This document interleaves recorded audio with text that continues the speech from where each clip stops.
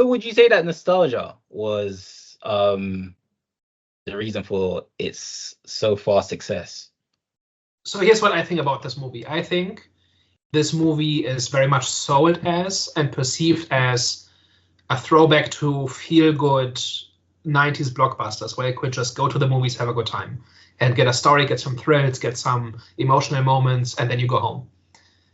And this movie tries very hard to be that, right? In terms of its tone, in terms of how it presents its characters, the music, the spectacle, how it's all balanced out. It's not too heavy. It mentions climate change twice, but it skips quickly past it.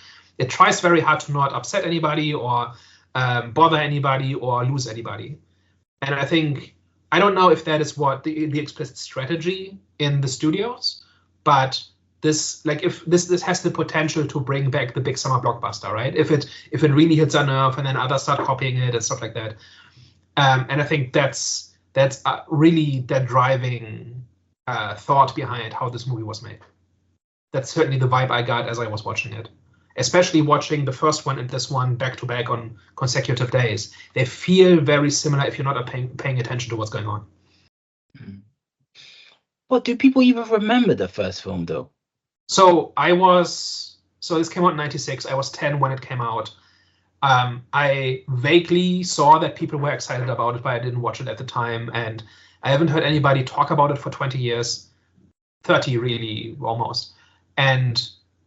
But then people started being nostalgic for it, saying, oh yeah, I like that movie and I enjoyed that and I miss those kinds of movies. Like that seemed to be the general sentiment of just about everybody that I saw talking about it online and in person. Mm-hmm. So, and I'd never watched it, and then I watched it in preparation for this, and I can see why people like it. Like it just works. It's just a good time.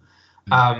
At least as far as I was concerned. And it really is kind of middle of the road for 90s blockbusters, which I think you can call a golden age of blockbuster movies.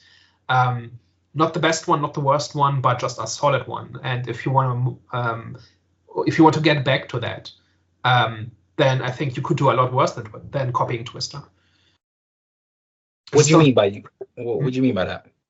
So if you are a studio and you kind of look at how people are generally not very enthusiastic about movies right now, and then you look back to the 90s where the sentiment was very different, and that's where all the big stars were made, and that's where iconic movies were made, and there was just a general positive vibe towards movies broadly.